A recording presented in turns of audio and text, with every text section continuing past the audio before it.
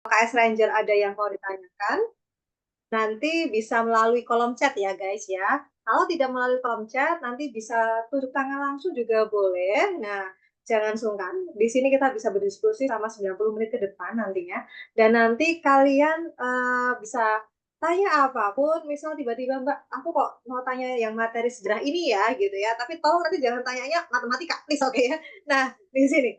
Nanti kita ngomonginnya sejarah di sini. Saya akan bagi 3 termin karena kebetulan kami menyediakan 10 soal seperti itu, dan di 10 soal di sini saya akan bagi per termin 3 pembahasan soal, dan terakhir adalah 4 pembahasan soal seperti itu ya. Jadi 3 termin, setiap 3 termin nanti kalian boleh menanyakan di Selasa tadi apa yang kalian mau bahas seperti itu. Nah, lalu berikutnya sebelum kita mulai, kita bisa mulai dulu dengan yang namanya untuk menunjukkan adik-adik semuanya sebelum kita masuk ke kelas kita, silahkan aktifkan kamera kalian semuanya, tunjukkan buku KS Rangers kalian yang kalian miliki, bisa kalian tunjukkan. Oke, aktifkan kameranya masing-masing. Ya, oke. Saya hitung ya sampai 3. 1, 2, 3. Satu lagi. 1, 2, 3. Oke, semuanya terima kasih. Nah, oke, silahkan untuk kita akan masuk ke materi. Sudah semua ya, sudah di screenshot, sudah tampilkan. Terima kasih semuanya. Nah, hari ini kalau kalian semua sudah siap, kita akan mulai. Baik, kita akan mulai satu persatu. Soal pertama, saya akan share melalui PPT yang akan saya tampilkan ke depan.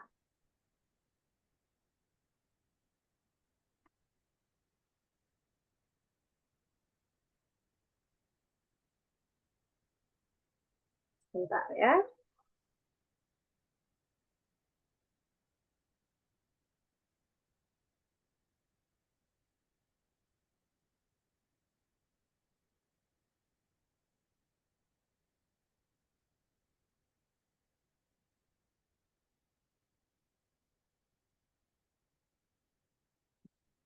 Sudah tertampil di kalian? Sudah terlihat belum ya? Sudah, Kak. Sudah. Oke, kita mulai ya sebentar.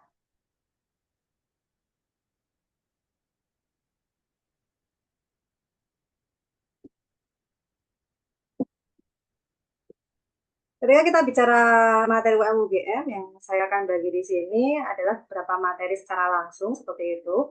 Nah, dalam materi di sini, saya posting.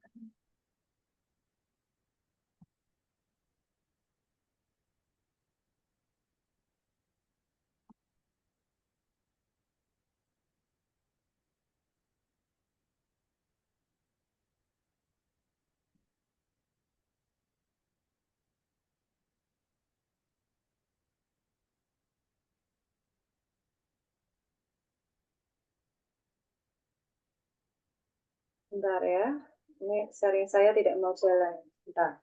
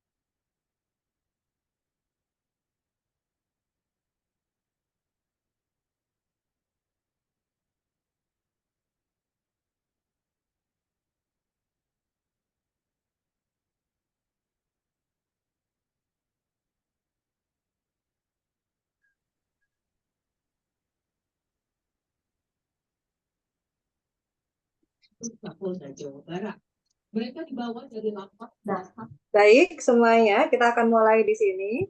Nah, kalau kalian, Sebentar. Yuk, kita akan mulai materi pertama. Saya coba PPT saya berjalan tidak ya, Di ya?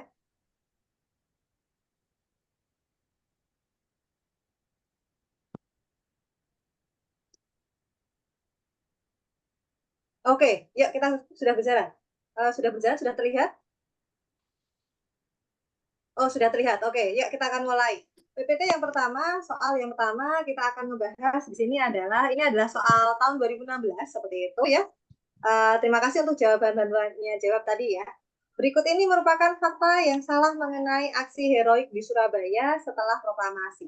Nah, kemerdekaan yang jadi masalah peristiwa Surabaya itu kalau kita bagi itu ada kurang lebih dua peristiwa. Satu adalah penaklukan Hotel Yamato di mana kita akan menurunkan bendera merah putih, itu yang paling sering banget kita dengar. Lalu yang kedua adalah pertempuran pertempuran 10 November atau Hari Pahlawan. Nah, yang jadi masalah di sini adalah yang tanyakan dari 4 ini, apakah semuanya ini benar? Nah, di situ ada pemuda yang berhasil merebut yang namanya senjata di Don Bosco, itu adalah tempat damisiu atau tempat penyimpanan senjata seperti itu. Kalau di Jogja namanya Otsukabutai, kalau di Semarang disebutnya Kidobutai, kalau di Bandung disebutnya ACW gitu singkatannya ya. Nah, terjadi aksi penyobekan bendera Jepang di Hotel Yamato. Pemuda menyerbu markas. Oh, ini ada revisi ya, bukan bendera Jepang yang disobek, tapi yang disobek itu adalah bendera Belanda nanti. Nah, itu dia. Lalu berikutnya, ya, Galuh terima kasih ya buat jawabannya. Nah, pemuda menyerbu markas Komtotai, Jepang, dan pemuda berhasil merebut pangkalan laut Jepang di ujung pulau. Nah, di sini. Lanjut berikutnya kita akan bahas. Yang benar semua nih katanya. Katanya Danang A, katanya Galuh E. Kita cek ya. Sebentar. Saya bantu pindah sebentar screen.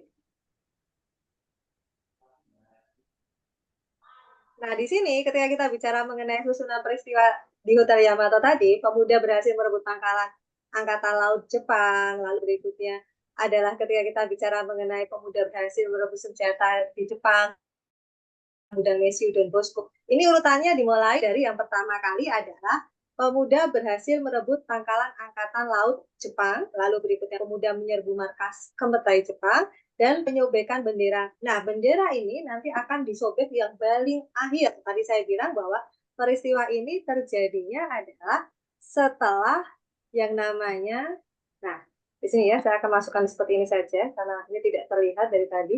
Nah, di sini, kita semuanya bermula dari ini. Saya sudah menyusun untuk kalian pelajari bahwa semua ini bermula dari kedatangan sekutu didukung oleh AFNI atau Allied Force Netherlands East Indies. Nah, AFNI ini sendiri yang disebut sekutu ini adalah ketika kita bicara mengenai siapa sih, ini ada Amerika Serikat, ada Inggris, ada Prancis, seperti itu. Sedang muncul yang namanya kesepakatan bersama nih antara Gubernur Suryo. Siapa Gubernur Suryo? Dia adalah gubernur pertamanya dari Jawa Timur. Nah, saat itu mereka sepakat untuk ngapain? Karena tujuan AFNI itu adalah di sini tujuan AFNI akan saya tuliskan ya satu persatu. Tujuan AFNI itu yang pertama adalah ketika dia tujuannya adalah melucuti penjahat perang. Maka izin masuk ke Indonesia itu dibolehkan, melucuti penjahat perang. Lalu berikutnya dua, mengadili penjahat perang. Lalu yang ketiga, memulangkan penjahat perang. Dan berakhirnya adalah melucuti, mengadili, menangkap. Nah, ketika mereka menangkap penjahat perang, ya disebut sebagai penjahat perang ini siapa sebenarnya?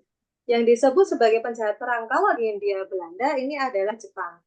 Di mana Jepang ini kalah perang, maka dialah sebagai penjahat perangnya di sini. Maka AFNI diterima untuk masuk ke Hindia Belanda atau saat itu sudah menjadi Indonesia. Tapi yang jadi masalah di sini ternyata AFNI ini diboncengi oleh sekutu.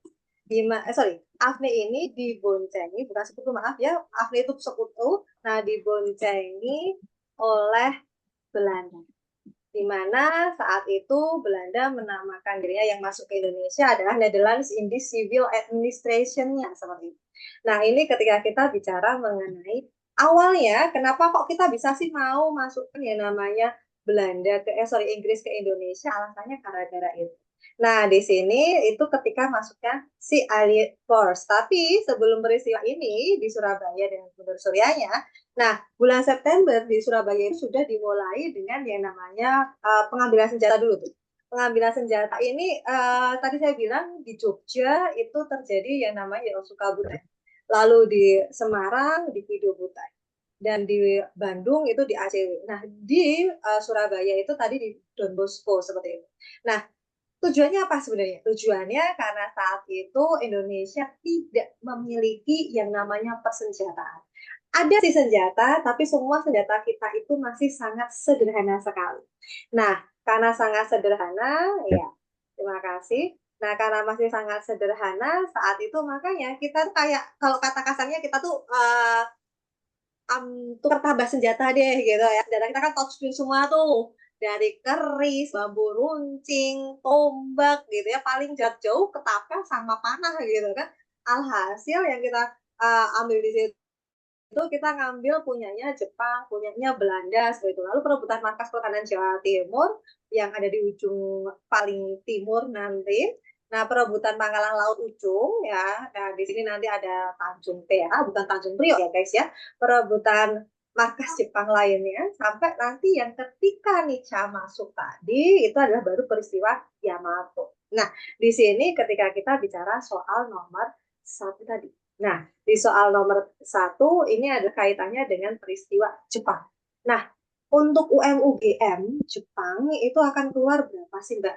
Nah, biasanya kalau UMUGM Jepang itu keluar kira-kira cuma 1 sampai 2 soal saja seperti itu ya. Nah, itu untuk soal nomor tentang Jepangan seperti itu ya. Nah, kalau di sekolahan ini masuk kemana nih soal Jepang yang model seperti ini? Nah, soal Jepang yang model seperti ini kalau kalian kurikulumnya masih kurikulum K13 seperti itu, ini adalah masuk materi namanya sejarah peminatan seperti itu, Adik.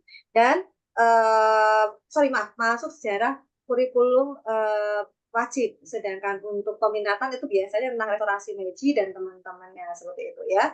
Ya, kita akan langsung masuk ke slide berikutnya yaitu soal nomor 2. Nah, di sini sebentar, ada sejarah Indo. Yes, benar sekali, Fahmi. Ini masuk ke sejarah Indo untuk Jepang atau sejarah wajib sebutannya seperti itu. Kalau peminatan berarti itu adalah sejarah dunia dan ingat sejarah dunia itu di dalamnya ada Indonesia ya sebagian. Nah, kayak kalau kita ngomongin sejarah Hindu-Buddha, unsur bangunan dalam candi, nah itu masuk dalam sejarah peminatan. Ya, terima kasih Fahmi. Inti perlawanan Martin Luther pada gerakan reformasi gereja. Nah, ini adalah ngomongin peminatan. Kenapa dibilang peminatan? Reformasi gereja itu masuk peristiwa dunia di mana dalam reformasi gereja peristiwa ini yang namanya nanti adalah penjelajahan samudra untuk menunjukkan bahwa oh yes, teori Nikolaus Kopernikus itu benar ya sebenarnya. Nah, di sini yang ditanyakan adalah inti perlawanan si Martin Luther ini deh. Nah, Martin Luther ini saya perlu garis bawahi terlebih dahulu ya. Ada 2 tokoh dunia yang memiliki nama Martin Luther. Nah, yang kita bahas ini adalah Martin Luther dalam reformasi gereja. Nah, sedangkan kalau untuk Martin Luther satunya adalah Martin Luther King Junior. Nah, itu adalah untuk persamaan yang namanya hak orang kulit putih dengan hak orang kulit hitam di Amerika Serikat. Oke, Dek Galuh, kita keep jawabannya ya. Inti perlawanannya menurut Dek Galuh adalah tadi bicara mengenai Degalu menjawabnya adalah penjualan surat penebusan dosa ya. Nah, lebih tepatnya itu penebusan dosa. Nah, di sini yang ada hubungannya dengan penebusan dosa yang mana nih? Kekuasaan gereja yang serba terpusat, rencana pengesahan hubungan seks di sini. Oke, kalian boleh garis bawahi pada masa reformasi gereja, ya, gereja itu sifatnya menentang yang namanya seks sejenis ya. Dia sangat antipati dengan yang namanya LGBT whatever itu. Nah, ini yang terjadi dengan gereja ketika kita bicara tentang reformasi gereja nanti. Pemberian hibah rumah tanah, komersialisasi ajaran gereja, dan keberadaan paus. Nah, untuk surat indulgensia itu benar banget bahwa tujuan tujuan saat itu paus itu adalah penjualan surat indulgensia. Alasannya kenapa? Alasannya karena saat itu gereja membutuhkan dana untuk yang namanya perang salib. Nah, maka jawabannya adalah kita akan ngebahas di sini sebentar. Jawabannya kita lihat ya, D ya, benar ya. Nah, komersialisme ajaran gereja. Komersialisme itu apa? Komersialisme di sini adalah membuat ajaran gereja itu dilihat secara materinya, harus berbayar. Jadi, kalian mau masuk surga ya kalian harus punya duit, katanya di situ ketika kita bicara mengenai bagaimana sebab utama reformasi gereja, di mana paus yang memiliki kekuasaan absolut itu mengalami yang namanya krisis moral dalam tubuh gerejanya sendiri. Salah satunya tadi namanya surat pengembusan dosa ini adalah yang disebut surat indulgensia. Nah, maka saat itu Luther dan para golongannya menyatakan, loh berarti kalau seperti itu untuk golongan yang tidak mampu, mereka tidak akan mendapatkan yang namanya pengampunan dosa seperti itu. Nah, inilah yang akhirnya munculkan ketidakpuasan terhadap pemimpinan gereja dalam gereja sendiri saat itu. Tapi, perlu saya bawahi, ketika kita bicara mengenai yang namanya pembahasan seperti ini, ternyata di gereja sendiri mereka punya alasan, dan alasan ini dibalas oleh yang namanya Konsili Trente. Dalam Konsili Trente itu menyatakan bahwa eh, pembiayaan indulgensia, pembiayaan surat indulgensia adalah untuk memperindah rumah Tuhan dan untuk menyamankan yang namanya pelaksanaan ibadah seperti itu. Nah, ini alasan yang dicetuskan oleh Konsili Trente untuk menjawab yang namanya protes dari Martin Luther dalam 99 dogma gereja yang saat itu ditempelkan di Jerman saat itu ya. Nah, maka jawabannya benar sekali, D. Inti perlawanan Luther adalah pada gerakan reformasi gereja yang adalah menolak wibawaan paus tadi ya. Nah, jadi Galuh, good job banget. Dua jawabanmu udah benar ya. Itu untuk Galuh ya. Lalu, yes, keberadaan paus. Benar sekali, Mai. Oke ya. Terima kasih, Mai. Ya, kita akan bahas nomor, nah ini yang soal berikutnya. Teori, nah ini masuk Indonesia ya. Kalau tadi adalah peminatan dunia, sekarang masuk ke Indonesia. Nah, teori kemungkinan tentang proses masuk dan berkembangnya kebudayaan India ke Indonesia, yakni bangsa Indonesia bersikap pasif yang menyebabkan kebudayaan India. Ada kata kuncinya ya guys. Kalian harus cermati ketika baca soal sejarah. Di kata kuncinya di sini Indonesia apakah ada kata bersikap pasif yang menyebabkan kebudayaan India yang berkembang di Indonesia mempunyai sifat dan bentuk seperti negara aslinya. Seperti negara aslinya. Ada dua kata kunci, bersikap aktif dan seperti negara asalnya. Sebab, ini udah benar atau salah? Boleh komentar. Nah, sebab teori ini memberi pengertian bahwa bangsa Indonesia hanya sekedar menerima kebudayaan India. Hanya sekedar menerima. Itu kata kunci kalimat kedua. Benar atau salah?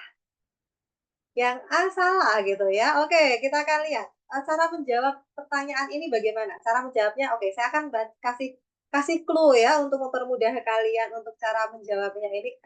Konsep jembatan keledai gitu ya. Oke, ada yang jawab B, ada yang jawab E, oke ya. Jembatan keledai. Kalau pernyataan atas salah, benar, pernyataan bawah benar dan mereka berhubungan, maka mereka A.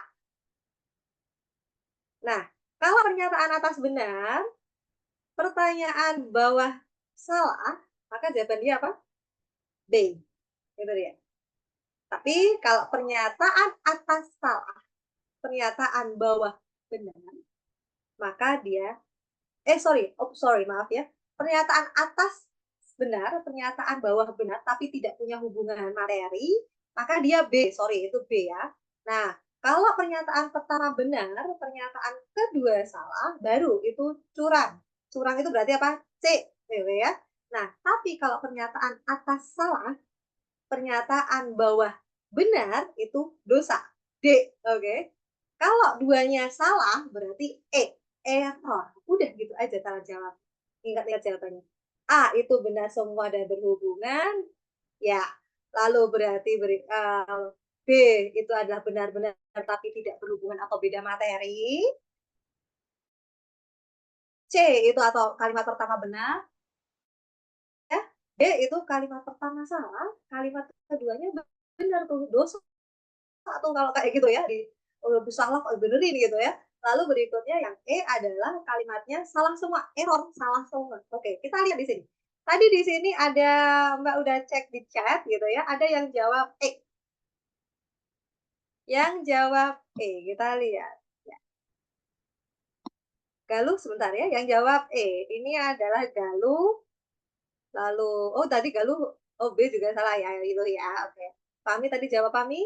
Oke, E juga, sip. Ada dua-duanya bilang E, salah, kita cek. Nah, kita cek.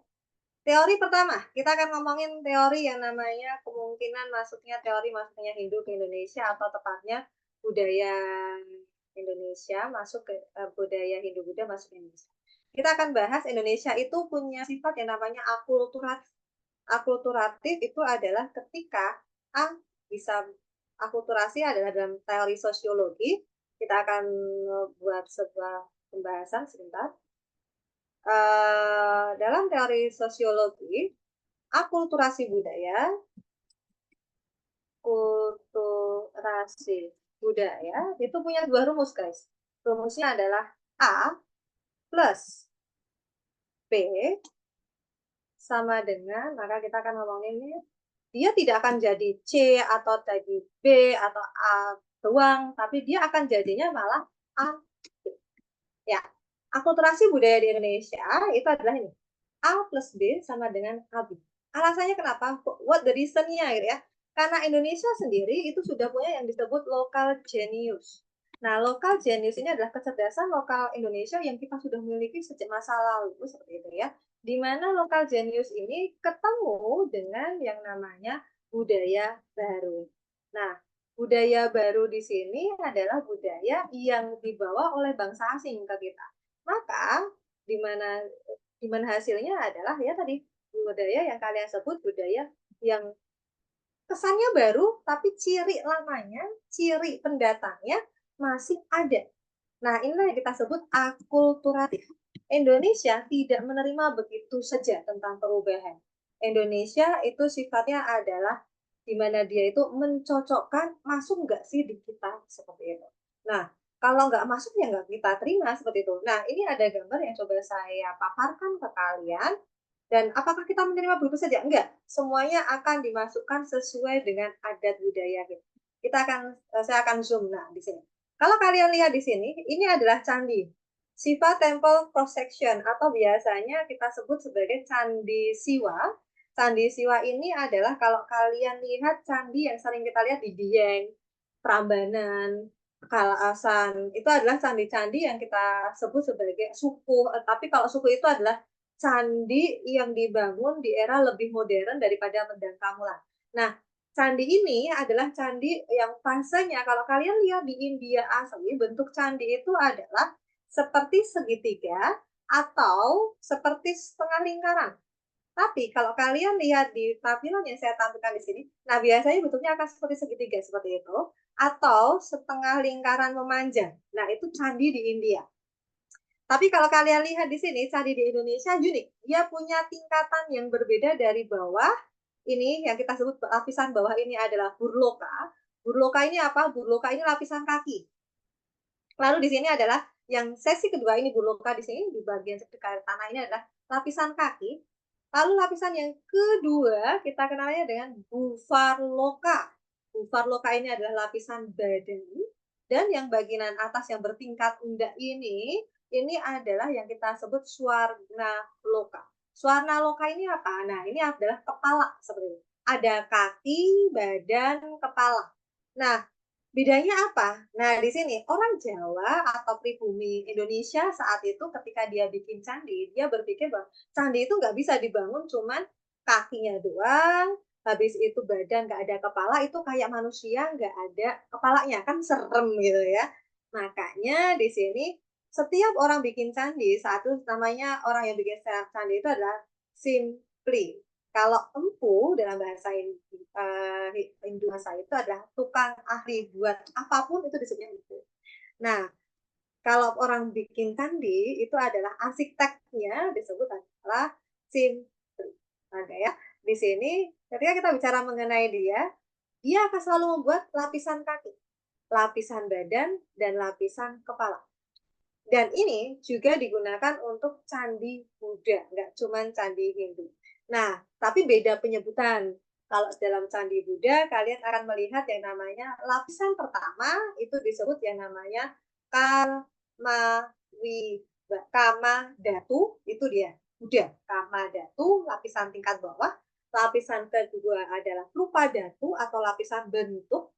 Dan lapisan paling atasnya itu adalah rupa datu. A itu tidak rupa bentuk tingkatan. Jadi tingkatan tanpa bentuk. Maksudnya apa? Tingkat paling atas itu adalah tingkatnya Tuhan. Kita tidak bisa membayangkan Tuhan itu dalam bentuk apa. Maka stupa paling tinggi di Borobudur itu hanya berupa batu saja.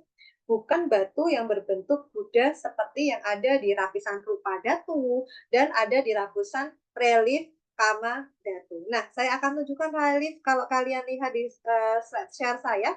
Kalian akan lihat di bagian relief. Lihat di bagian kiri atas relief. Di situ ada rumah panggung. Kalian akan lihat di situ. Nah, ciri inilah akulturasi Indonesia. Lalu selain itu kalian akan juga melihat di sini beberapa jenis tumbuhan di bagian kanan. Dan kalian lihat juga rambut perempuan yang keriting ikalan itu adalah ciri India. Sedangkan untuk rumah panggung itu adalah ciri Indonesia. Inilah yang menandakan bahwa candi kalian adalah sebuah candi yang sangat kaya akulturasinya, budayanya, baik dari India maupun dari Indonesia, dan sangat kuat Indonesianya. Nah, kalau kalian lihat di sini, untuk candi bagian Sipa, bagian tengah, ini yang saya berikan adalah contoh candi Jawa Tengah ya guys, bukan candi Jawa Timur. Kalau candi Jawa Timur, tempat suci di belakang, paling belakang. Nah, tapi kalau Candi Jawa Tengah, tempat suci itu simetris ada di bagian tengah. Itu dia. Dan biasanya candi seperti ini, dia akan memiliki perwara. Apa itu? Candi kendaraan. Seperti kalau kalian ke Prambanan, di situ ada Candi Induk dan Candi Perwara. Nah, untuk jawaban nomor ini, nomor 3, nah benar, proses masuk, tadi pernyataan pertama kata Galuh salah gitu ya. Nggak salah tuh pernyataan pertama, ya pernyataan kedua juga salah. Fahmi juga bilang, proses masuk berkembangnya kebudayaan India Indonesia itu menyebabkan percampuran budaya tuh Indonesia-India gitu ya. Nah ini dikarenakan mana Indonesia tadi punya lokal genius. Oke, dari sini Fahmi Galuh, terima kasih sekali untuk bantuannya dan aktifannya untuk menjawab ya. Oke, saya akan buka termin pertama untuk penanya. Apapun boleh tanyakan, out of the topic ini juga boleh banget. Nah, silakan. Saya kasih waktu kurang lebih 10 detik untuk acungkan tangan. Setelah itu share pertanyaan kalian. Atau mau langsung diketik boleh. Silakan. Mbak tunggu.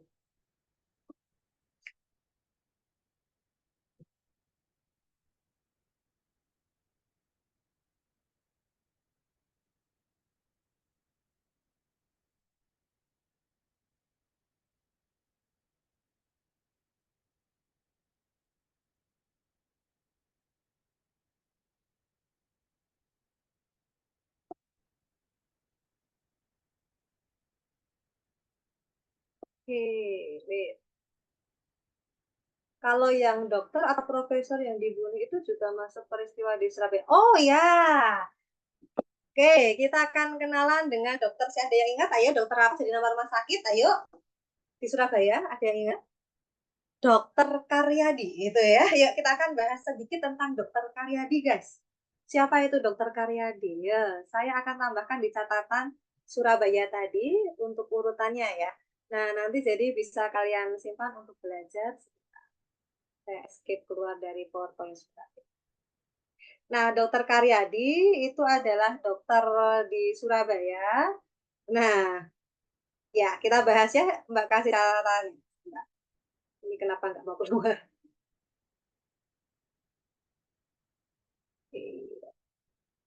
Oke, saya tambahkan di catatan Surabaya ya. Di catatan pertama kita buka di sini. Nah, peristiwa Karyadi. Oke. Ini kaitannya dengan pertempuran 5 hari di Semarang. Yang dibunuh itu Dokter Karyadi di Semarang, bukan di Surabaya ya guys. Perlu kita garis bawahi di sini. Pertempuran, saya akan keluarkan di sini adalah pertempuran Suramadu. Pertempuran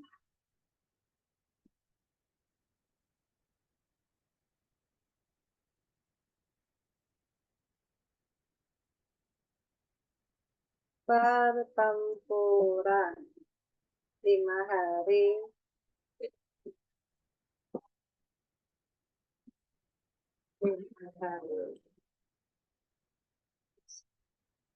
Nah, pertempuran 5 hari di Semarang ini bermula dari satu pertikaian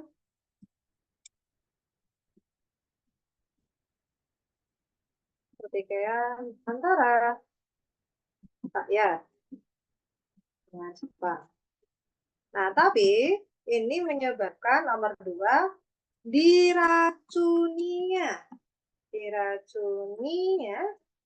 air sumber di desa, namanya desa ini adalah desa ini dia di desa Sandi. Sandi itu nama desa saat itu. Nah, saat itu penelitinya adalah Dokter Karyadi. Dokter Karyadi, ya, menilai, sorry bukan menilai, meneliti air tersebut dibunuh, maaf ya, nggak enak bahasa saya, dibunuh di rumahnya, atau lebih tepatnya di laboratorium beliau dan saat itu ada di rumahnya beliau. Nah, inilah yang akhirnya menyebabkan pertempuran pemuda dengan Jepang di Semarang dan akhirnya menyebabkan pertempuran 5 hari di Semarang. Nah, kalau yang di Surabaya, nah iya nanti PPT-nya akan dikirim sama itu ya, apa namanya, adminnya KS ya dia. Ini yang di Dokter Karyadi di Semarang ini. Nah, inilah yang akhirnya menyebabkan munculnya pertikaian di Semarang. Nah, jadi kalau ditanyakan di apa pertikaian antara rakyat ya. Kalau kita ngomongin Surabaya, nah di Surabaya itu nanti beda lagi. Kalau di Surabaya yang jadi petingginya saat itu kan adalah saya menyebutkan tentang Gubernur Suryo di sini ya. Gubernur Suryo ini nanti akan berkonfliknya malah dengan PKI 48 seperti itu, di mana nanti Gubernur Suryo ini akan dibunuh di situ karena dia tidak mau mengakui yang namanya negara Soviet Republik Indonesia. Itu untuk Gubernur Suryo ya. Itu untuk dikenang sebagai pahlawan saat itu. Oke. Ya Mia, tadi untuk apa namanya, untuk materi hari ini nanti akan di-share oleh kakak adminnya ya, seperti itu. Nanti saya juga akan bantu share ke kakak adminnya seperti itu. Oke, silakan. Ada yang mau menanyakan lagi, boleh? Monggo.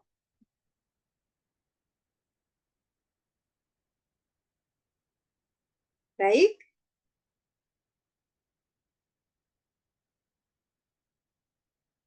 karena kelihatannya sudah ya, kita akan lanjut ya. Lanjut di PPT selanjutnya. Nah, PPT selanjutnya adalah ini ya. Kita akan munculkan di sini konsep kultur stelsel. Nah, ngomongin kultur stelsel nih. Kalau kita ngomongin kultur stelsel, itu artinya sebenarnya ya, ini out of the box dulu ya. Nah, out of topic kita dulu, kultur stelsel. Kultur itu dari bahasa Belanda, biasanya kulturing, gitu ya, berulang depan. Nah, itu artinya jenis tanaman. Stelsel itu artinya aturan. Jadi kalau kita artikan, itu sebenarnya aturan jenis tanaman. Nah, jadi ini adalah sebenarnya mengatur regulasi perkebunan di Hindia Belanda. Tapi karena aturan ini dianggap membebani rakyat Indonesia, maka aturan ini dianggap sesuatu yang jahat gitu ya, antagonis gitu ya. Maka kita dengan penerjemahan bebas kita menerjemahkan ini sebagai tanam paksa. Nah, tanam paksa ini yang ditanyakan di sini, yang ditetapkan oleh pemerintah kolonial Belanda adalah sebagai berikut konsepnya. Konsepnya berarti aturannya yang ada di dalam tanam paksa atau cara menjalankan si tanam paksa. Karena ini pertanyaannya 1, 2, 3, 4, kita diminta untuk menjawab yang namanya multiple choice seperti itu ya. Nah, dalam multiple choice di sini kalian akan lihat kalau jawaban kalian 1, 2, 3 itu A, kalau jawaban kalian 1, 3 itu B, 2, 4 itu C, 4 saja dadu, 1, 2, 3, 4 benar semua E. Oke, paham ya di sini ya? Oke, silakan dijawab. Aturannya, konsep aturan ya, ini yang dibahas di sini. Silakan. Nah, sudah ya, akan saya lanjutkan. Nah, kita akan membahas langsung jawabannya.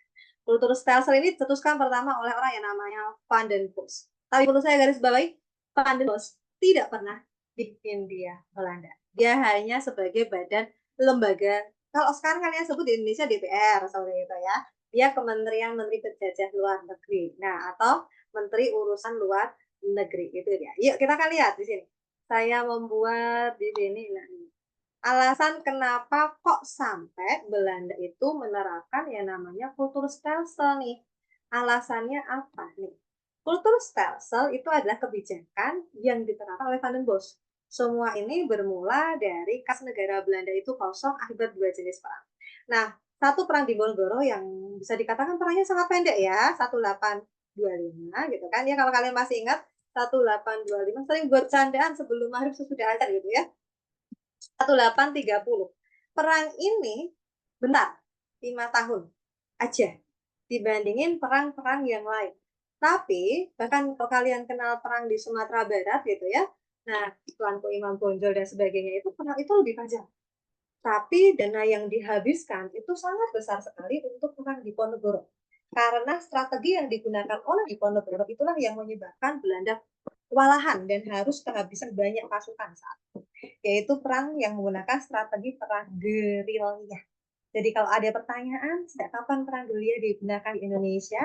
Perang gerilya pertama kali digunakan di Indonesia itu adalah ketika masa perang Diponegoro. Galuh, thank you ya, benar semua ya jawabannya ya, aturan tanah paksa. Nah, lalu yang berikutnya adalah perang Belgia. Nah, perang Belgia ini sendiri, ini out of the box-nya yang jarang dibahas. Nah, seperti itu. Perang Belgia ini adalah perang kemerdekaan, di mana Belgia ini memiliki yang nama dulunya dalam sejarah itu adalah bagian dari Belanda. Jadi nanti ketika perjanjian, kalau kita bicara mengenai perjanjian yang menggunakan KTN, Komisi Tiga Negara, Belgia ini akan punya kecenderungan mendukung Belanda ketimbang mendukung Indonesia. Alasannya apa? Karena Belgia pernah jadi bagian dari Belanda secara historis politik. Yes, lalu benar, aturan tanam paksa atau kultur stelsel itu ada di seperti itu. Rakyat yang menyediakan tanah untuk kultur stelsel maksimal 1/5, lalu kegagalan panen yang bukan disebabkan oleh kesalahan rakyat ditanggung pemerintah, penduduk yang bukan petaninya dikenai wajib pajak, wajib kerja seperti itu. Maksimal itu 65 hari. Remember this, 65 hari. Waktu dan pekerjaan untuk menanam, merawat tanaman kultur stelsel sama dengan waktu mengurus sawah. Aturan ini tidak memberatkan, tapi dalam penjalanannya, dalam pelaksanaan lapangan, aturan ini tidak seperti yang tertulis. Oke, apa contohnya? 1/1/5 tanah dari seluruh keluasan tanah. Itu berarti sangat kecil sekali. Tapi sayang, Belanda mengambil semuanya dan menyisakan bagian yang tidak subur untuk Hindia Belanda atau pribumi lebih tepatnya. Kegagalan panen nggak jadi ditanggung pemerintah. Lalu berikutnya yang terjadi adalah ketika kita bicara mengenai penduduk yang bukan petani diwajibkan kerja tadi maksimal 65 hari, enggak jadi. Tapi dimaksimalkan menjadi 365 hari. Inilah yang terjadi. Maka saat itu ini sangat merugikan penduduk yang ada di pribumi saat itu. Maka keuntungan dari kultur stelsel buat Belanda ini apa sih kalau tanyakan? Karena tadi semuanya, oke, tanah satu lagi. Sebenarnya ada satu kebijakan yang tidak tertulis di sini, yaitu tanah tanam paksa bebas pajak. Jadi yang seperlima tanah tadi bebas pajak. Ternyata dalam pelaksanaannya tidak jadi bebas pajak. Semuanya dipajakin. Maka keuntungan untuk Belanda adalah kas negara yang tadinya kosong naik kurang lebih 300%. Nah, 300% itu per tahun. Nah, ini yang terjadi dengan dia. Bayangin saja kebijakan ini terjadi dari 1830 sampai 1870. Inilah kebijakan yang menyebabkan keuntungan besar-besaran Belanda dan pembangunan besar-besaran di Belanda. Dari pembangunan weg itu jembatan seperti itu, lalu pembangunan yang namanya kanal banjir Belanda. Ingat ya, Belanda itu adalah negara yang pakai mangkuk. Datarannya itu lebih rendah daripada lautannya. Itu yang terjadi dengan Belanda. Maka dia butuh kanal. Lalu pembangunan edukasi di Belanda sangat baik, pembangunan besar-besaran di Belanda. Ya, ini yang menjadi sumber dana dari Belanda. Maka jangan kaget untuk menghargai ini semua. Mungkin ya salah satu balas jasanya. Kalau kalian nanti ke Belanda gitu ya, kalian akan lihat jalan kaki ini Strah itu jalan ya, atau Muhammad Hatta Strah, lalu Insinyur Soekarno Strah, Raden Mas Sosro Kartono Strah. Itu Sosro Kartono itu adalah kakak kandungnya Kartini seperti itu, atau Agus Salim. Di sana cukup tidak asing dengan nama-nama tersebut, atau nama wilayah seperti itu yang menjadi nama di jalan di Belanda di sana. Nah, ini dia. Oke, yang tidak berubah. Oke, ada satu yang tidak berubah dari tanam paksa, yaitu adalah jenis tanaman. Tadi di pembahasan ini yang mau saya bahas adalah ini, jenis tanaman. Jenis tanaman itu adalah jenis tanaman eksotik. Nah, yang ditanam saat itu berupa apa aja kalau tanyain adalah teh, gula, sorry ini teh ya pelafalannya. Teh, tebu yang nanti akan digunakan untuk menjadi gula, kopi. Nah, lalu berikutnya adalah tembakau yang nanti akan digunakan untuk kretek, dan terakhir adalah nila yang biasanya digunakan untuk alat medis, salah satu alat bahan untuk medis. Nah, ini yang kita bahas di sini. Ketika kita bicara mengenai mereka, maka yang terjadi berikutnya apa? Yang terjadi selanjutnya adalah kopi. Kopi menjadi salah satu komoditi termahal di Indonesia saat itu yang dijual keluar, di mana akhirnya karena Indonesia yang paling terkenal saat itu kopinya India Belanda gitu ya, itu adalah Robusta, dan satunya adalah satu lagi ada itu. Nah, di sini sangat terkenal. Akhirnya perkebunan kopi ini sangat maju, tapi pribumi sendiri akan sangat sulit untuk menikmati kopi ya. Nah, maka muncullah kopi-kopi seperti KW kopi di Sumatera Barat atau kopi daun. Dan kopi paling legendarisnya Indonesia, dan itu trademarknya Indonesia, itu kopi luwak. Dan perlu, ini adalah out of topic, kopi luwak itu adalah kopi yang dulu di dalam tanda kutip disebutnya kopi muda. Jadi setiap orang yang minum kopi itu biasanya akan mengalami yang namanya bullying sosial. Oh, berarti budak ya. Tapi sekarang nasibnya si kopi luwak ini sangat luar biasa gitu ya, menjadi salah satu komoditi mahal di Indonesia, yang 1 kilonya aja lebih dari 20 juta ya. Itu dia. Yuk kita akan lanjut. Dari sini ada pertanyaan terlebih dahulu nggak? Tadi jawabannya benar ya. Benar semua. Next. Nah, di sini. Ini adalah materi yang akan saya bahas. Ini adalah materi sejarah wajib atau sejarah Indonesia. Ini kaitannya dengan kelas 1 semester 1 pertemuan pertama kalau kalian pas SMA dulu. Nah, di sini adalah kaitannya dengan sejarah itu apa. Nah, yang akan kita bahas yang pertama adalah kronologi dalam studi sejarah diperlukan agar peristiwa masa lalu memiliki apa nih di sini. Nah, kronologi itu apa sih, Mbak? Kalau ini jawabannya adalah hitungan angka yang pasti. Oke, kronologi itu adalah kronik, kronis. Nah, Urutan waktu yang tepat. Kronologi itu adalah ilmu tentang waktu. Maka ini adalah, kalau jawabannya udah jelas banget, adalah B. Urutan waktu yang tepat. Itu dia. Nah, kalau untuk tokoh, nanti kalian bisa ambil dalam biografi. Seperti itu ya. Kita lihat catatan. Yes, nih, kronologi. Ilmu berdasarkan urutan waktu. Nah, kronologi inilah nanti yang akan menciptakan sesuatu yang kita bahas di sini. Nah, kronologi itu akan menciptakan munculnya yang namanya periodisasi. Kronologi sejarah dan menciptakan urutan kisah dalam sejarah. Nah, penulisannya disebut dengan kronik. Nah, yang jadi masalah ini harus urut. Kronologi ini kan urutan tadi di sini tanda kutip, saya akan berikan tanda kutip ya, harus urut. Nah, maka ada kebalikannya. Ada kita sebutnya adalah materi yang kita sebut kalau nggak urut gimana Mbak gitu ya. Kalau sejarah nggak ditulis secara urut. Nah, kita akan membahas yang namanya kata lainnya nih, lawannya kronologi namanya anakronisme. Nah, anakronisme atau anakronologi. Nah, itu adalah tentang ketidakurutan. Nah, ketidakurutan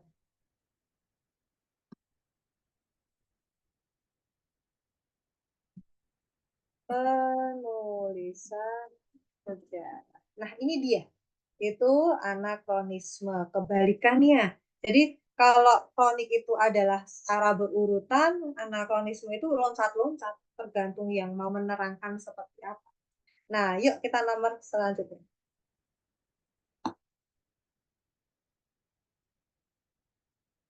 Satu soal lagi, setelah ini kita bisa tanya jawab lagi ya.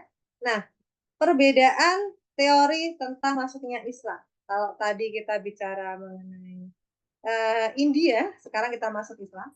Ke Indonesia menunjukkan bahwa Islamisasi merupakan suatu proses yang kompleks ya dan berlangsung lama. Kenapa kompleks? Karena ini kita sudah punya budaya sebelumnya lokal Chinese, ditambah budaya Hindu-Buddha itu sangat kompleks sekali gitu ya. Nah, contohnya tadi saya balikan sebentar. Bentuk awal yang ada di sini, ketika kita bicara mengenai susunan bangunan ini tadi, ini adalah kompleks dalam sudut pandang kita, di mana dia memiliki bangunan berciri punden berundak, tapi berciri juga kuil di India. Itu makanya disebut kompleks, bahkan reliefnya pun sangat kompleks. Yuk kita lanjut. Jadi benar ya, selain teori Asia Barat, sebab selain teori Asia Barat, Gujarat, dan India, terdapat pula pandangan yang menyatakan bahwa sukunya Islam ke Indonesia berasal dari Tiongkok nih, dari Cina nih, benar nggak? Oke, ada yang mau tanya jawab nggak?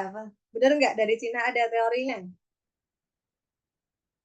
Itu benar ya. Yuk kita akan bahas di sini. Kebetulan saya bahas ini cukup panjang agar untuk membedakan kayak mana sih teori masuknya.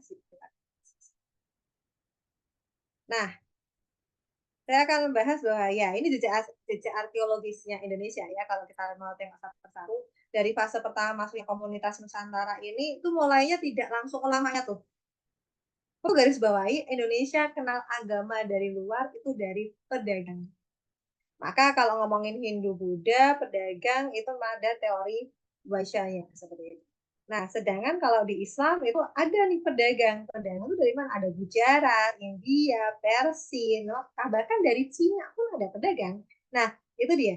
Lalu fase kedua adalah ketika sudah ada yang meluk agama di sini, fase kedua ini masih pedagang, sudah ada pemukiman seperti di mana mereka sudah punya interaksi lebih gitu ya. Dan fase ketiga ada mulai pemukiman. Pemukiman ini yang paling besar itu ada di Sumatera, Jawa.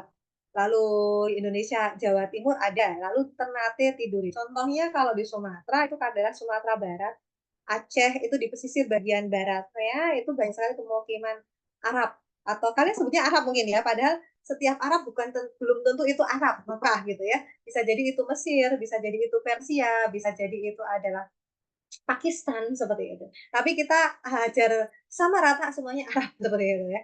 Tapi perlu saya garis bawahi sebentar, yang namanya Persia itu mana sih gitu ya. Nanti kita akan selangin namanya Persia itu di mana. Lalu kalau di Jawa itu di mana? Di pesisir pantai utara Jawa. Nah, itu dia.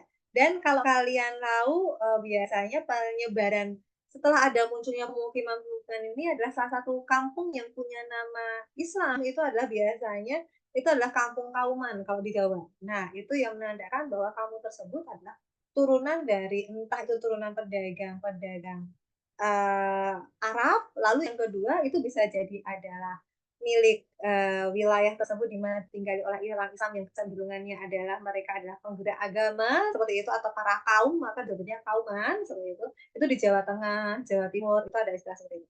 Lalu yang terakhir ada Ternate dan Tidore. Nah, loh Mbak, Ternate Tidore ini bukannya pengaruhnya Islam Kristennya, Kristen Katoliknya kuat. Sebelum munculnya Kristen Katolik, Ternate Tidore ini punya Sultan Ba'abullah dan Sultan Nuku.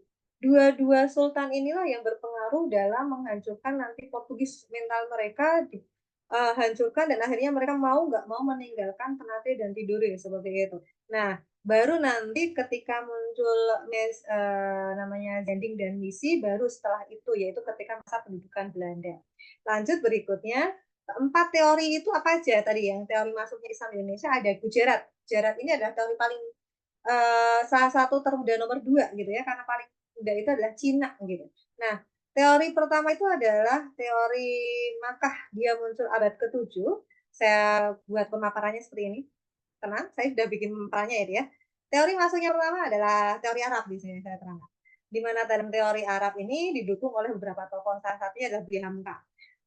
Di mana dan dia menyatakan bahwa Islam itu berasasnya dari Arab. Ya, kenapa? Nah, satu karena yang ditemukan itu aksaranya aksara Arab gitu ya. Aksaranya yang kita pakai sekarang itu Arab gitu ya. Nah, dan kita punya, nah Arabnya mana? Kita ada pertanyaan. Arabnya mana Mbak E gitu ya. Arabnya di sini kita akan kenalan yaitu Arab yang ada itu adalah bukan Arab malam ya di sini. Arab yang ada itu adalah Mesir. Jadi kalau kalian melakukan yang namanya perjalanan ke Mesir, nanti kalau kalian lihat langgam penulisan aksaranya itu Indonesia sama dengan di sana.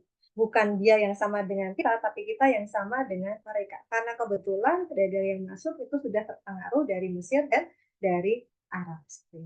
Nah, untuk mazhabnya juga Indonesia adalah Arab sekali atau Mesir sekali yaitu Syafi'i, itu Indonesia tidak terlalu memberatkan dan tidak terlalu memudahkan. Jadi ada di tengah. Ajaran Islam di bawah para musafir dari Arab di situ ya. Nah, buktinya apa tadi? Buktinya adalah ya kita bicara mengenai aksara yang digunakan. Lalu berikutnya adalah pemukimannya. Oke. Sedangkan berikutnya dari masuk selanjutnya adalah Persia. Kalau kita ngomongin Persia, Jazirah Persia hari ini adalah negara yang lagi rame nih. Irak, Iran, Kuwait. Kenapa baru rame? Karena Iran presidennya sama menterinya kemarin habis pesawatnya, helikopternya tertabrak kecelakaan kan? Itu yang kemarin baru rame. Nah, ini teori Persia nih, didukung oleh Hussein Jayadiningrat. Nah, bahwa ini menyatakan bahwa Islam ini berasal dari Persia nih. Nah, kalau dari Persia ini biasanya ceritanya apa nih gitu kan? Ceritanya dari Persia, buktinya apa? Pemukimannya dia. Itu Persia. Tapi paling ceto di sini adalah makam Sultan Malik Al-Saud. Jirat makamnya itu berlanggam Persia. Oke, maaf salah. Gelar, sorry ya. Gelar. Bukan makam ya. Gelar Sultan Malik Al-Saleh. Ini adalah gelar yang berasal dari yang namanya Persia. Dan kalau di Jawa itu ada yang namanya desa, namanya Leran Gresik. Nah, Leran ini di asal kata adalah atau makamnya Siti Fatimah binti Maimun. Makam Fatimah binti Maimun.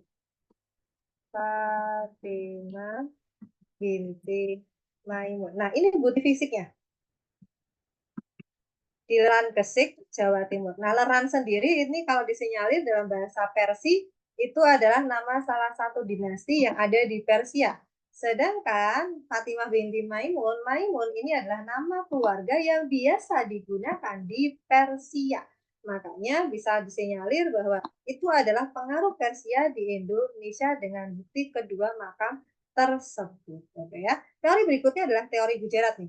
Teori Gujarat dikemukakan oleh Pichnetto dan didukung oleh Snogorbrony.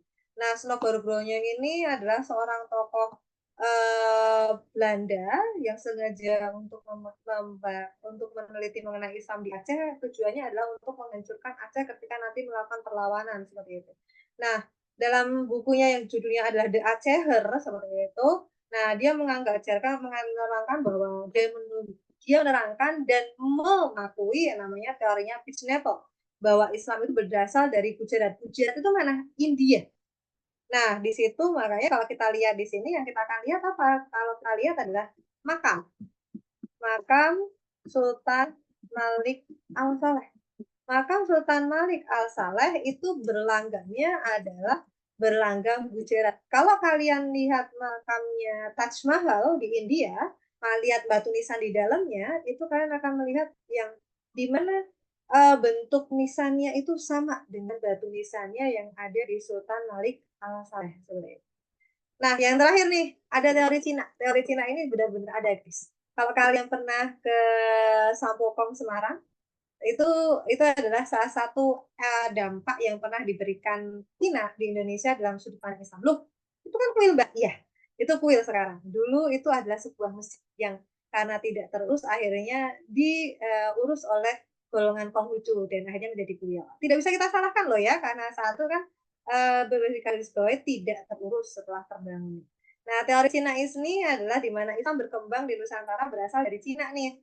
Nah, dari Tiongkok tepatnya itu dari sumbernya saya memakai sumbernya dari teorinya Sumanto Al-Qurtubi. Beliau menyatakan bahwa Islam masuk itu pada masa pemerintahan dinasti Teang, yaitu kurang lebih ketika tahunnya adalah 618 sampai 905 Masehi. Itu dia. Berarti kalau kita hitung-hitung kalau Gujarat ini abad ke-13, oke ya, ini terjadi abad ke-13 ya. 11, maka di sini Persia ini abad ke-11, Arab ini adalah abad ke-7 gitu ya. Berarti teori Cina dan teori Arab ini hampir berbarengan pengaruhnya. Seperti itu. Oke, dari sini kita sudah selesaikan termin kedua kita. Silahkan kalau ada pertanyaan. Lagi-lagi untuk yang nanti tanya, materi ini akan saya share gitu ya. Tenang, materi ini akan di-share oleh adminnya ya. Jadi aman untuk kalian. Kalau misalnya, oh Mbak ini tadi nggak ada, tadi ada tapi kok nggak ada. Tenang, ini udah di-share ya, Dek ya. Yuk, silahkan kalau ada yang menanyakan, tunjukkan tangan. Atau boleh di chat ke Mbak, silahkan.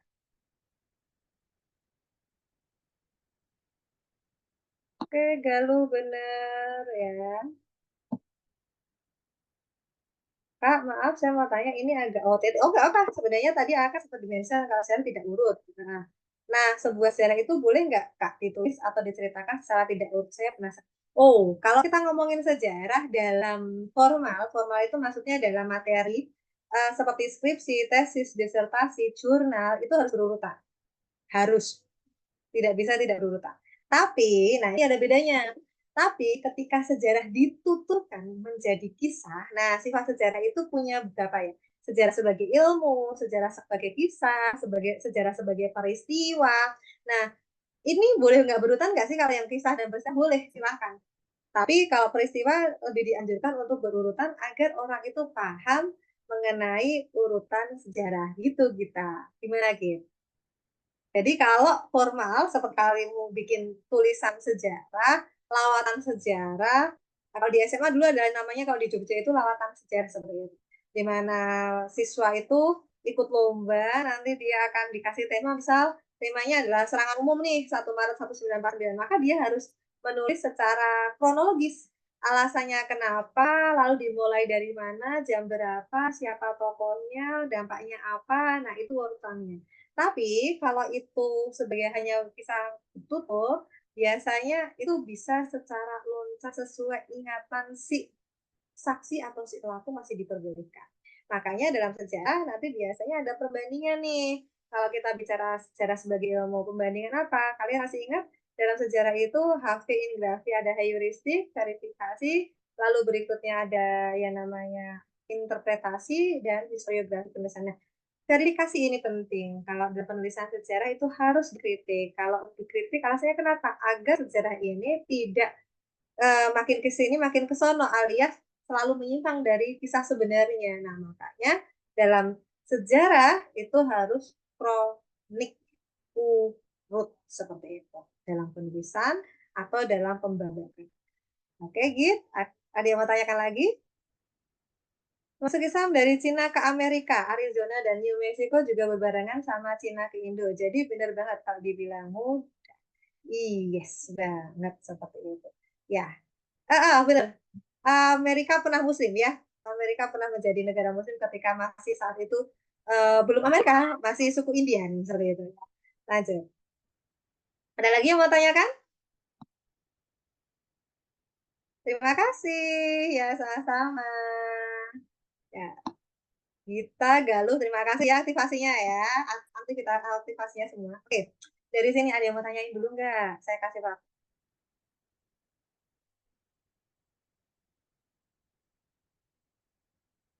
Oke, kita akan lanjut ya. Nah, kita masih punya kurang lebih 4 soal untuk dibahas. Setengah jam ya, masih cukup ya, sampai jam 12. Yuk, nah ini dia. Idolanya Hindu Buddha ya. Katanya satu orang ini bisa sama dengan 9 menteri. Keren sekali orang ini. Sangat cerdas. Yes. Itulah yang kita bahas tentang Gajah Mada. Ada yang bertanya, udah mati belum sih orang ini sebenarnya? Kok sampai sekarang ada makamnya nggak sih? Nah, sandinya di mana nih orang gitu ya? Nah, ini yang menjadi pertanyaan besar kami juga, di mana orang ini meninggal karena dalam pembahasan mengenai Gajah Mada, oke ya, kita akan bahas tentang Gajah Mada. Dia tidak pernah dipaparkan kapan dia meninggal. Gitu ya. Demikian tentang Gajah Mada. Karena paparan terakhir tentang Gajah Mada adalah ketika dia kalau istilah zaman now adalah dimutasikan dari Trowulan Jawa Timur dimutasikan ke Jawa Tengah di dekat Tangerang gitu ya. Oke, itu saat itu sangat jauh loh guys. Nggak kayak zaman hari ini di mana kalian bisa dari Jawa Timur gitu ya ke Jawa Tengah naik lewat tol gitu ya, cuman paling 7 jam udah sampai. Kalau dulu bisa berhari-hari itu kalian di jalan naik kuda gitu ya. Ya, kita bahas kitab yang menjelaskan bahwa Gajah Mada merupakan anak dari Patih Loh Gender atau cerita Dharma Wulan dan Menak Jingga. Nah, itu adalah di kitab apa? Oke, babat tanah Jawi. Saya akan paparkan beberapa teori dulu ya tentang babat-babatan ini ya.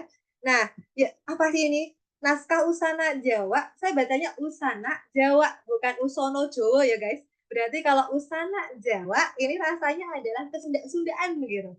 Kalau Jawa, nah itu Jawa-Jawaan gitu ya. Nah, kita akan lihat di sini. Berarti apa kita ini? Ya, babat, oke. Sebelum kita masuk ke sini, apa itu babat? Babat saya tulisin di sini ya.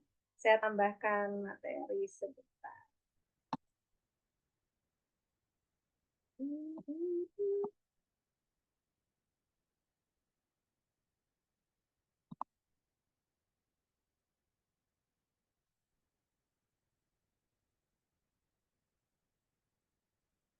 Oke, kita akan coba.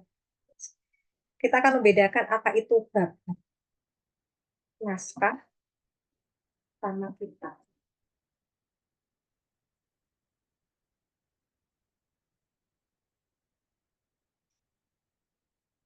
Ya, oke, kita akan bicara mengenai di sini. Ya, apa yang dimaksud babat ya? Babat dalam orang Jawa disebut babat. Saya sebentar, kenapa ini lah?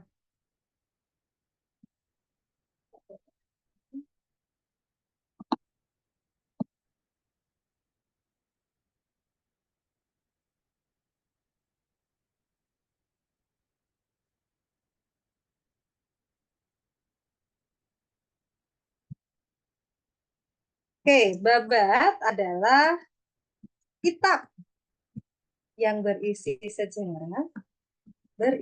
sejarah, tetapi memiliki bercampur dengan mitologi. Nah, mitologi itu apa? Ada pertanyaan mitologi itu apa? Mitologi itu ilmu yang menggunakan sudut pandangnya adalah bukan lagi itu mitologi itu adalah kepercayaan yang dipercaya oleh masyarakat. Makanya asal katanya dari myth, mitos. Nah, mitos itu adalah kepercayaan. Yes, benar mitos. Nah, itu ya, berdasarnya dari kepercayaan di sekitarnya. Maka babat itu sejarah yang seharusnya sejarah ini menjadi tolak ukur, tapi karena ada mitosnya, itu makanya dalam sejarah dikatakan kalau kita menggunakan babat masih membutuhkan pembanding seperti itu. Alasannya untuk apa? Biar si babatnya ini nanti nggak cuma sebagai akhirnya apa? Sebagai mitos yang tidak bisa dipertanggungjawabkan. Alhasil ketika kita bicara mengenai babat, nah, oke, jawabannya adalah E. Nah, ini kenapa bukan Gajah Mada di Wilwata gitu ya disebutkan. Ini adalah bicara mengenai Arya Damar. Arya Damar, Arya Waringin, tapi nggak ada Menak Jingga di sini. Menak Jingga di Usana Jauh ya. Nah, sedangkan Babat Giyanti itu bicara mengenai pembagian Jawa. Lebih tepatnya kalian kenal adalah kita kenalan dengan kerajaan Mataram Islam. Nah, Babat Giyanti ini adalah pembagian Mataram Islam menjadi dua, yaitu apa namanya Jawa bagian barat, Jawa bagian timur, atau Mataram bagian barat dengan Mataram bagian timur. Mataram bagian barat kita kenalnya dengan Ngayogyakarta atau Hadiningrat, Mataram bagian timur kalian kenal dengan Kasunanan Surakarta, itu dia. Nah, jadi Jogja benar, jadi Jogja dan Solo betul sekali itu untuk Babat Giyanti. Nah, nanti ada lagi Solo Tigo, itu beda lagi. Solo Tigo itu membagi Solo jadi dua, Kasunanan Surakarta dan Kadipaten Mangkunegaran. Kalau di Jogjanya, Kasultanan Yogyakarta dan Kadipaten Pakualaman. Itu dia.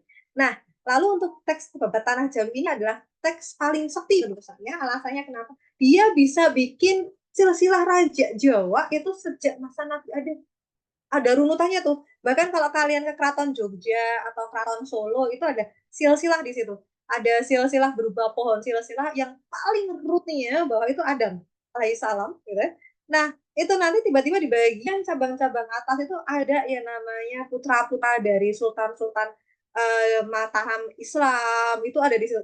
Nah, ini adalah yang disebut babat tanah Jawa. Lomba kok bisa seperti itu? Nah, inilah yang dikatakan sebagai mitologinya tadi, menghubungkan semuanya jadi satu. Kalau Babat Giyanti itu relasinya atau korelasinya itu adalah dengan Babat Mataram, di mana nanti kalau Babat Mataram itu adalah pembangunan Yogyakarta sebagai Ngayogyakarta atau Kesultanan Yogyakarta. Di situ nanti kalian akan lihat bagaimana dalam salah satu pupuk atau babnya itu menyatakan percakapan Ki Ageng Kemanahan meminta izin kepada seekor naga yang menghuni hutan Bring untuk mendirikan bangunan di situ.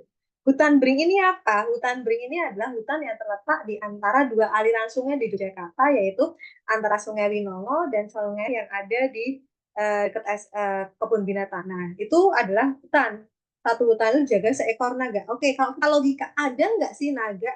Dalam mitologi Yunani ada, mitologinya Viking ada naga, ternyata Jawa juga punya naga nih.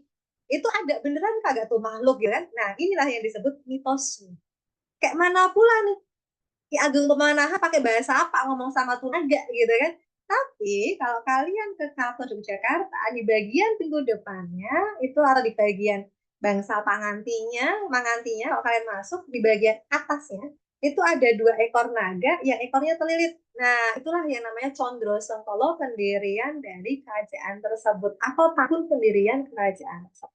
Itu ada di dalam babat. Yang tadi saya bilang babat itu sebuah sejarah ditambah mitos. Oke ya, itu dia. Nah, ini dia. Lalu berikutnya sebentar, sebelum saya lanjut. Nah, benar dari Nabi Adam, benar banget tuh. Nah, itu yang namanya obat tanah Jawi. Maka kerancuan obat tanah Jawi itu subjektivitasnya sangat kuat untuk dapat.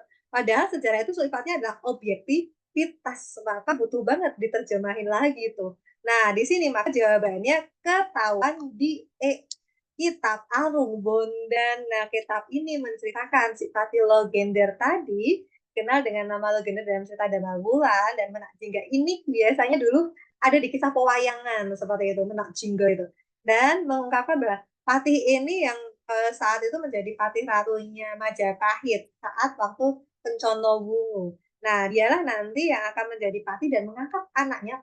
Ini bukan politik dinasti, tapi di mana Gajah Mada ini mampu ya, dia sudah membuktikan siapa saya, who am I gitu ya. Dan dia nggak main-main untuk membuktikan itu, bahkan dia menyelamatkan Jaya Negara dari 4 kali pemberontakan lebih, dan dia bisa menangkap orang-orang yang memberontak, yang tanda petik pemberontak itu semuanya dulu dalam tataran tertinggi patih seperti itu.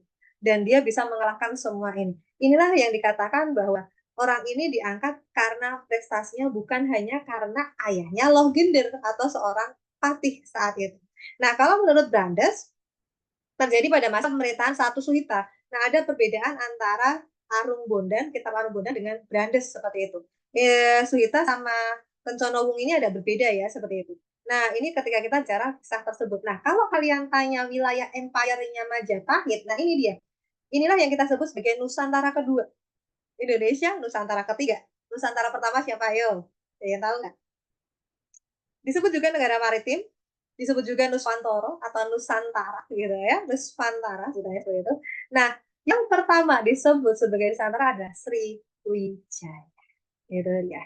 Jadi wilayah Majapahit, Empire Majapahit itu adalah dari Sumatera ini, jangan salah, ini adalah bagian dari Majapahit. Kok bisa Mbak, kan di sini ada Sriwijaya? Ya, ketika itu Sriwijaya akhirnya bisa dikalahkan oleh Gajah Mada.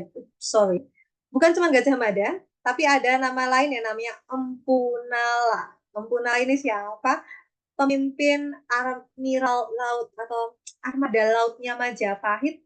Yang kita sering dengar adalah Gajah Mada, tapi armada lautnya Jungnya Majapahit, kapalnya Majapahit, itu dipimpin oleh orang yang namanya Empu Nala, atau orang yang ahli namanya Nala, gitu dia. Jadi duet maut, di daratan ada Gajah Mada, di lautan itu ada Empu Nala.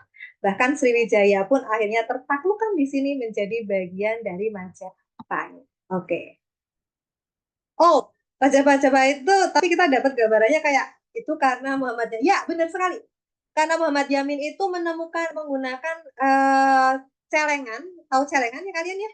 Karena celengan ini ditemukan sebagai, dianggapnya itu adalah Majapahit. Padahal kalau kalian baca buku sejarah 70 sebentar.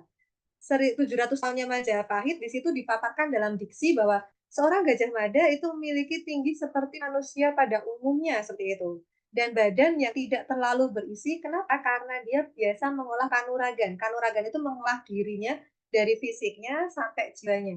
Jadi membuat badan dia lebih ringan untuk bergerak. Jadi kalau yang digambarkan seorang Muhammad Yamin yang bulat, gede, bur banget gitu. Nah, itu tidak terpapar dalam buku sejarah yang disebut sejarah 700 tahunnya Majapahit. Agak sedikit berlawanan memang. Terima kasih Galuh. Good banget pengetahuan kamu ya, keren-keren. Yuk kita lanjut ya. Next. Tragedi Jayan 98. Biasanya Trisakti ya. Oke, gini Gejayan 98. Ini bersamaan dengan Trisakti, setelah Trisakti lebih tepat. Merupakan salah satu demonstrasi yang menuntut reformasi pada pemerintahan Orde Baru. Peristiwa tersebut menyebabkan korban jiwa yang bernama Alang Moriana, Heri Hartanto, Hafidin Royan, Hendriawansi. Itu adalah tokoh Trisakti yang sampai hari ini pembunuhnya belum mau ditangkap atau seperti itu ya. Lanjut.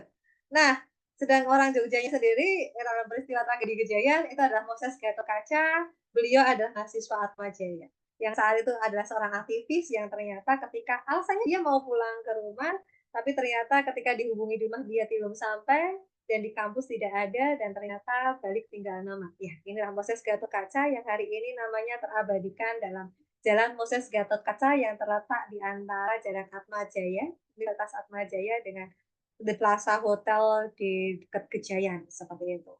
Ini dia. Ini yang ketahuan ya, benar. Iya, ada nama jalannya, betul. Kalau kalian ke Jogja, kalian akan ketemu itu sebelum Sadar, sebelum Universitas Sanata Dharma, di antara Sanata Dharma dengan Hotel The Plaza Hotel. Nah, itu nanti jalan itu namanya Jalan Moses Gatot Kaca, seperti itu. Ya, betul sekali ya. Ini keterangannya sudah sangat jelas sekali.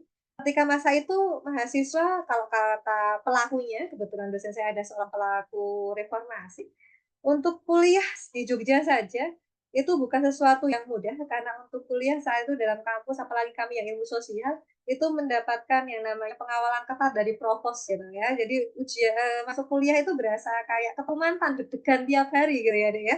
Alasannya kenapa, kalau kami dalam sosial ini yang hobinya bertikai, berseru, berdiskusi dengan sesuatu yang agak nyerempet pemerintahan gitu ya, bisa-bisa kami akan hilang atau kami ditangkap seperti itu. Nah, ini yang terjadi masa itu. Agak lumayan deg-degan ya, mahasiswa penuh tantangan. Oke, selamat ya, bentar lagi kalian menikmati jadi mahasiswa.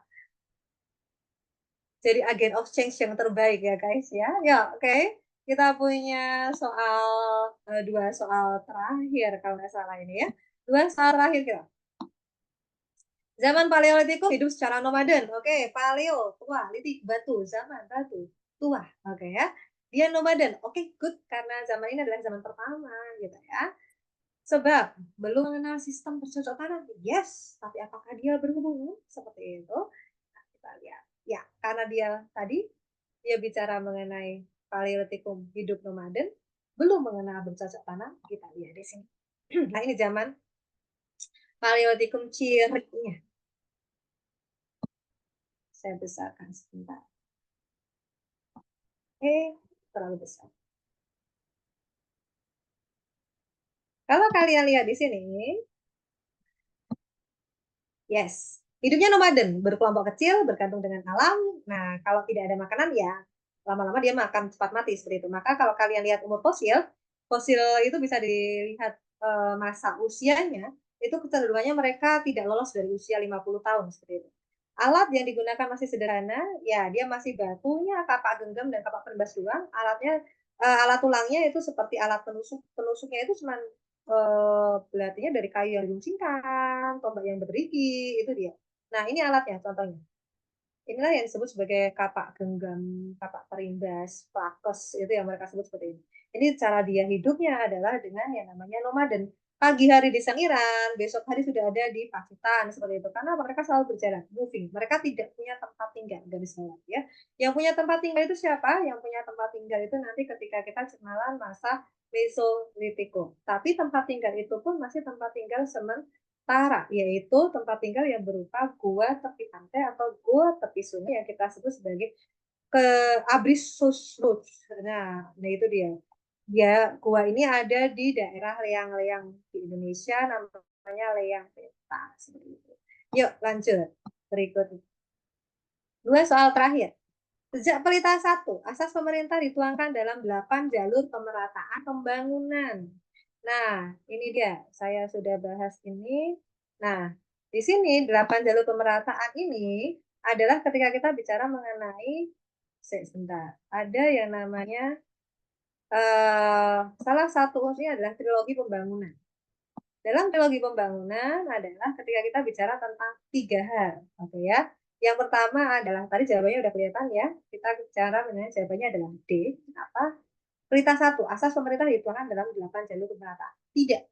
Asas 8 jalur pemerataan pembangunan itu nanti adalah ketika kita bicara pelita 3. Sama dengan yang namanya trilogi pembangunan. Itu juga ada di pelita 3. Nah, bedanya pasti 8 jalur pemerataan. 8 jalur pemerataan itu ada yang namanya kebutuhan barang pokok, memperoleh pendidikan yang layak, pembagian pendapatan, kesempatan kerja, dan sebagainya.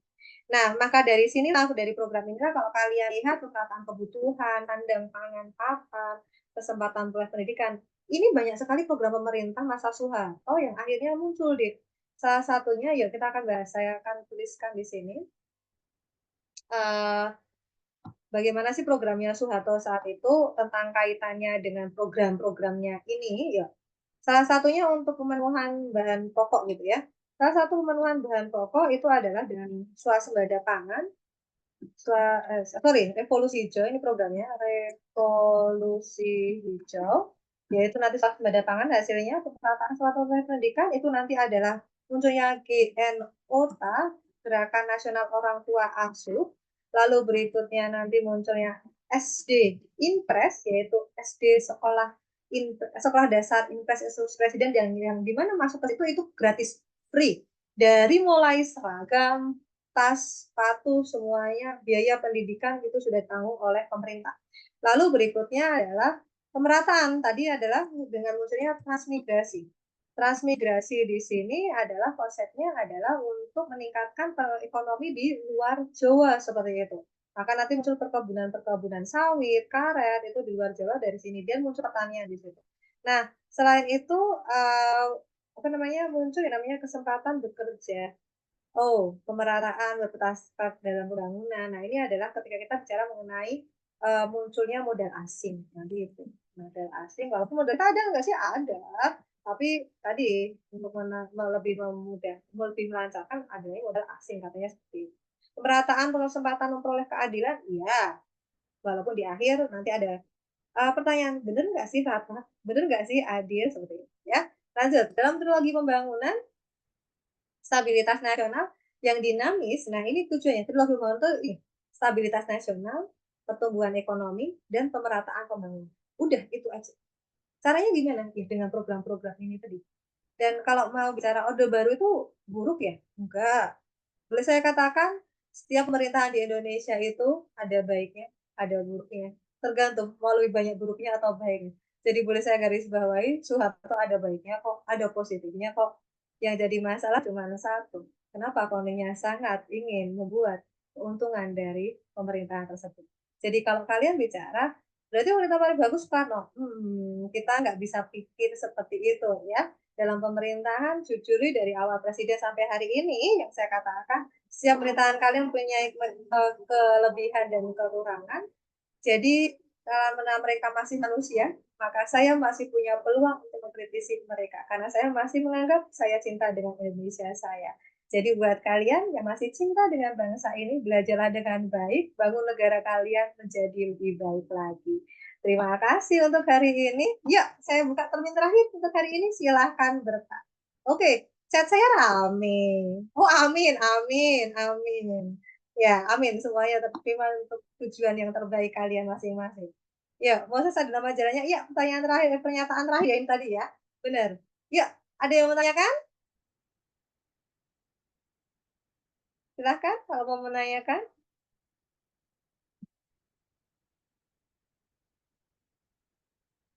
Oke, karena kelihatannya tidak ada yang bertanya ya, buat yang sudah sangat aktif hari ini untuk Galuh, Mia, lalu Diana, dan Fahmi gitu ya. Terima kasih untuk aktivasinya, Kak Agita juga gitu ya. Buat kalian semua yang tadi belum bertanya juga, saya ucapkan tetap semangat, lancar semuanya. Sebentar, ini ada foto yang dikirimkan oleh Galuh. Sebentar, apa ini? Galuh ini kok nggak kelihatan ya, Luh ya? Bentar loh. Kamu kirim gambar apa ini, Luh?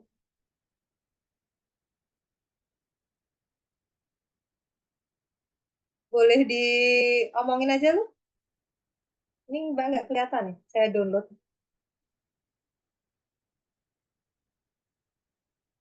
Bentar, ya.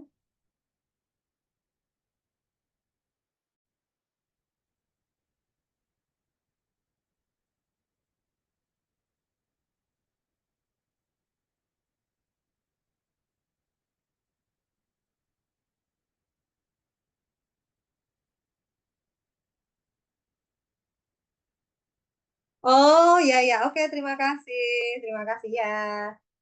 Benar-benar ya. Betul, udah saya download. Betul. Ya, terima kasih. Terima kasih, Galuh. Oke.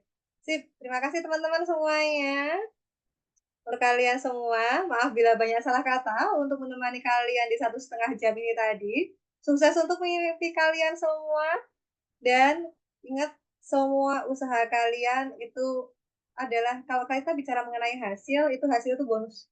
Semua orang itu dinilai dari usahanya kita masing-masing. So, tetap semangat, tetap berjuang. Insya Allah Tuhan tahu apa yang terbaik untuk kalian. Semangat mengejar mimpi kalian, untuk menyebabkan kami hanya bisa membantu dalam doa dan dalam pembahasan bersama. Terima kasih. Wassalamualaikum warahmatullahi wabarakatuh.